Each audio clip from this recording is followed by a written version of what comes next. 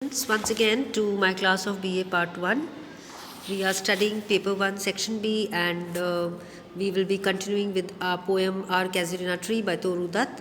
We have already finished first two stanzas and an introductory lesson on biographical account of Toru Dutt. And in this poem we saw that how in stanza 1 and 2 Toru Dutt is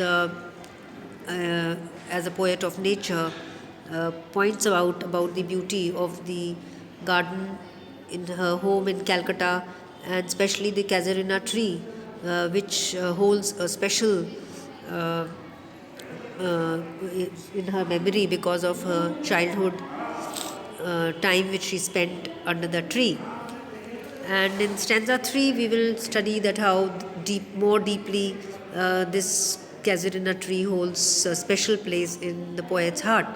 So let us, as usual, first read aloud the next stanza, that is stanza 3rd of Our Casuarina Tree. But not because of its magnificence, dear is the casuarina to my soul. Beneath it we have played, though years may roll. O sweet companions, loved with love intense, for your sakes shall the tree be ever dear. Blent with your images, it shall arise in memory till the hot tears blind mine eyes. What is that dirge like murmur that I hear? Like the sea breaking on a shingle beach? It is the tree's lament, an eerie speech that happily to the unknown land may reach. So, before moving on to paraphrasing and understanding of the stanza, let us first focus on some of the words which you may find difficult. So, but not because of its magnificence. It refers to the tree, casuarina tree, and what quality is the poet talking about? Magnificence, which means its splendor, its grandeur, its beauty.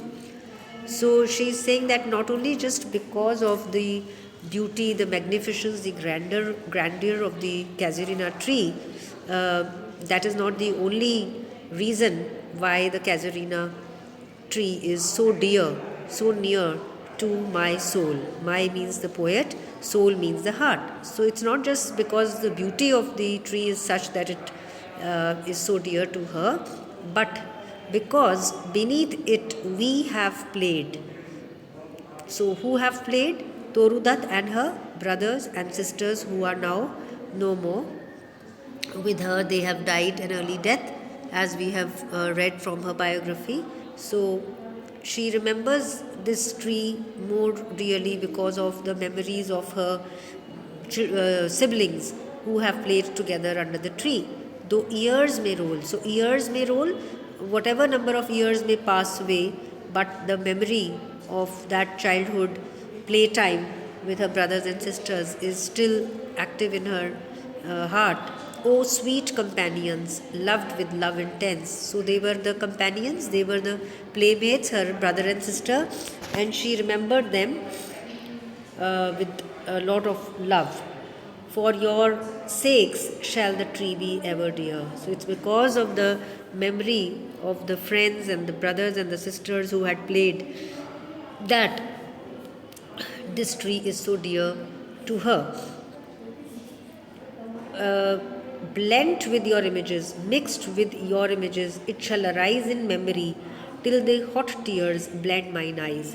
So the memory of the tree in itself, that it held such a great majestical position in the garden, as well as because underneath they had Toru Dutt and her friends and brothers and sisters had played, that made her so special, this tree, and that made her remember it in such a deep manner that hot tears came rolling down her eyes.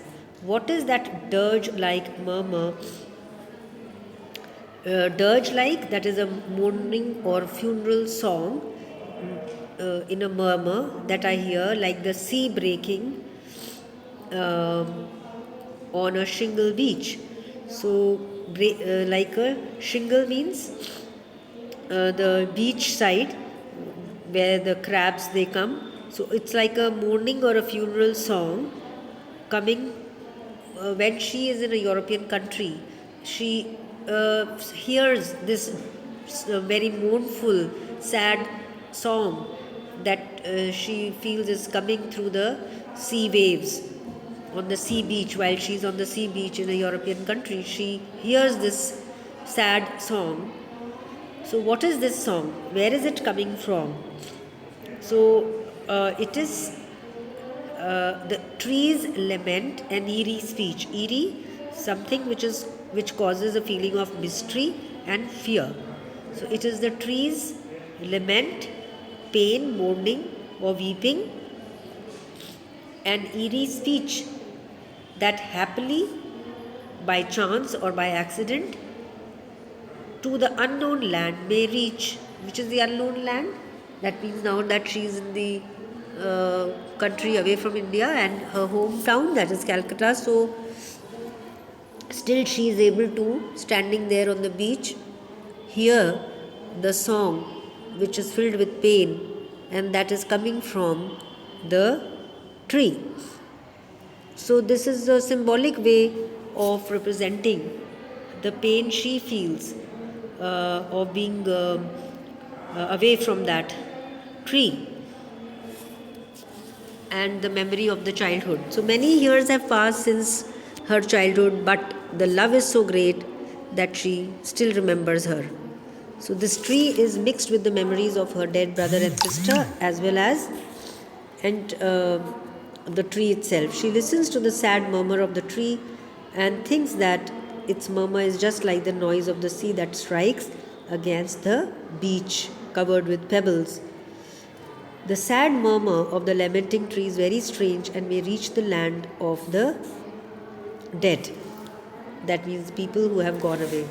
So this stanza tells us that Torudutt had very deep love for her brother and sister, and she is very disturbed thinking about them.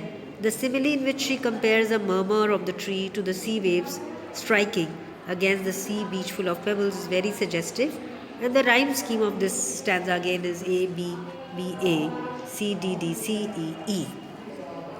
So the highlight of this stanza, while coming to the analysis, is that the speaker here has turned more subjective because of the memory associated with the tree, and she comments on why the tree will remain dear to her always, because the tree reminds her of the time when she was with her beloved brother and sister and probably her friends, and therefore the tree, blended with the memory of them, gives her the images of the intense love they shared, leaving the poet in tears.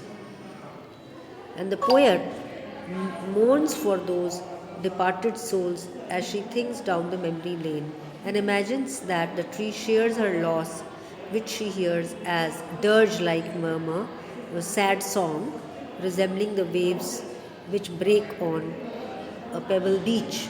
So though she is far away from her hometown, the memory of the tree and the tree's own sadness and her sadness, they mix because of the loss of the loved ones who had played together under the tree.